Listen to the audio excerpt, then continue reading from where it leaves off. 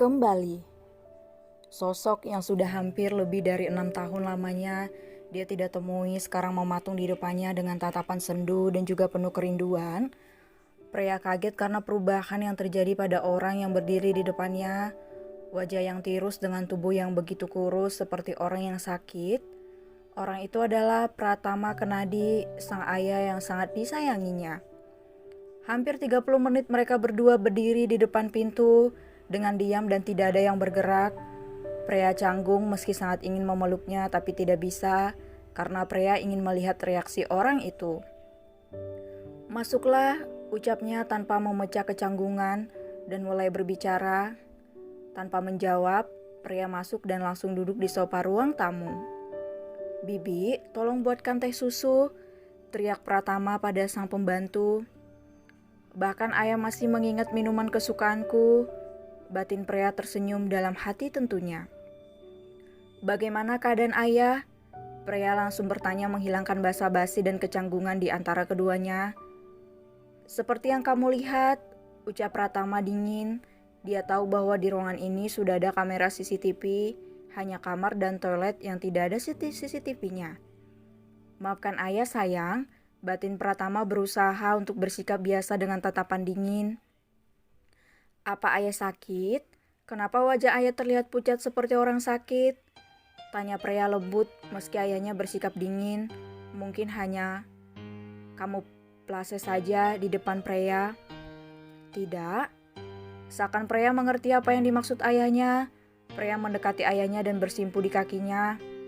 Pria menggenggam tangan ayahnya dengan penuh kehangatan serta merindukannya dan berkata, "Ayah, maafkan pria, bukan pria ingin mengecewakan ayah, tapi ini jebakan agar ayah membenci pria."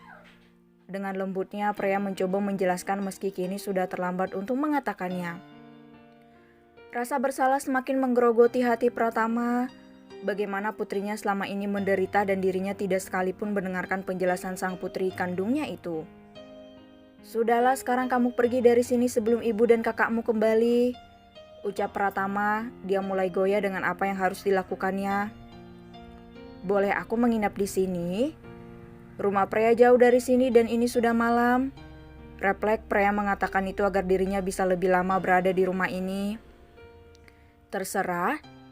Pria tahu sebenarnya ayahnya sangat baik, tapi mungkin hatinya masih belum sepenuhnya terbuka dan percaya padanya. Kemudian pria memasuki kamarnya dulu. Ternyata masih terlihat sama saat pria meninggalkan kamar ini. "Ibu, aku kembali," gumam pria, air matanya luruh begitu saja tanpa permisi. Pria mengusap pipinya pelan dan segera pergi ke kamar mandi untuk membersihkan diri. Setelah selesai, pria melaksanakan kewajibannya.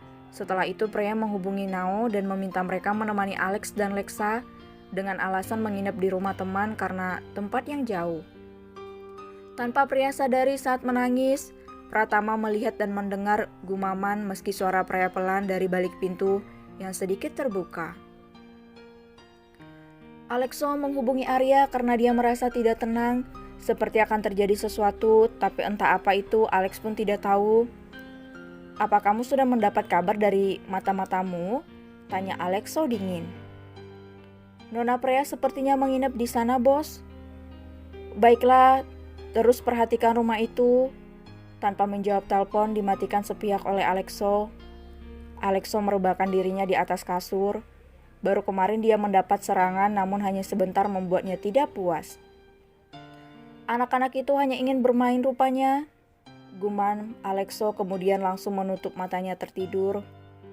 Di sisi lain, Arya yang ingin mengistirahatkan diri tidak jadi karena baru saja mendapat telepon dari sang bos dan begitupun selesai langsung dimatikan oleh sang bos. "Selalu saja begitu," gumam Arya di balik telepon yang sudah terputus. Arya men-scroll layar handphonenya dan menghubungi seseorang. Setelah tersambung, Arya mengatakan apa yang perlu dia katakan. Kalian lebih perhatikan lagi rumah itu. Kalau ada sesuatu, kabari secepat mungkin, karena nyawa kalian taruhannya. Arya langsung menutup telepon sepihak. Bos, apa yang ingin bos lakukan dan rencana apa yang bos susun tanpa memberitahuku? Gumam Arya sambil merebahkan dirinya di atas kasur. Lebih baik aku membuat rencana cadangan jika rencana bos gagal, karena rencanaku bisa digunakan, gumamnya lagi. Lebih baik sekarang aku tidur, mengistirahatkan semua tubuhku, baru besok mikir lagi, membuat rencananya, gumam Arya pelan. Arya menutup matanya dan kemudian tidur. Setelah mendapat telepon, Nao langsung memanggil Alex, Lexa serta Rina dan berkata pada keduanya, Alex, Lexa, Mommy tidak bisa pulang malam ini karena ada urusan penting di luar kota. Tante dan Tante Rina akan menginap di sini, yang hanya dijawab anggukan oleh keduanya. Kalian tidurlah di kamar, ini sudah malam biar Tante Nao dan Tante Rina tidur di ruang tamu. Ucap Nao menuntun keduanya ke dalam kamar mereka. Baik Tante. Alex, Lexa menurut dan masuk ke dalam kamar mereka diikuti Nao dan Rina.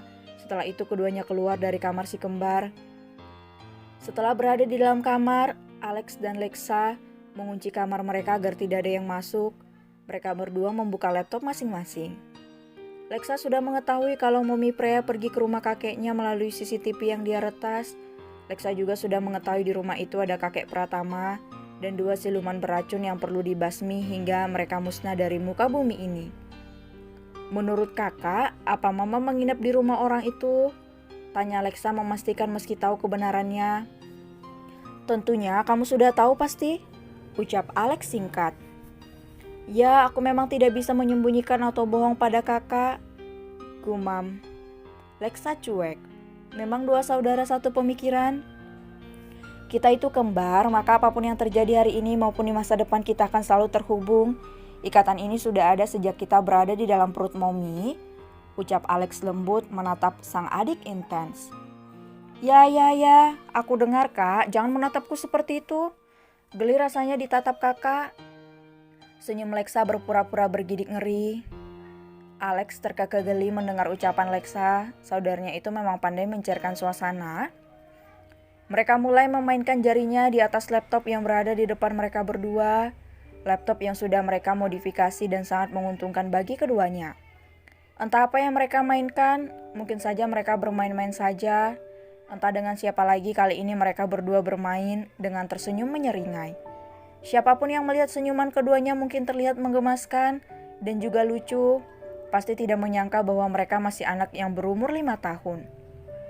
Senyuman yang syarat akan keseriusan mereka dan betapa tajamnya pemikiran mereka, si jenius kembar, Alex dan Lexa.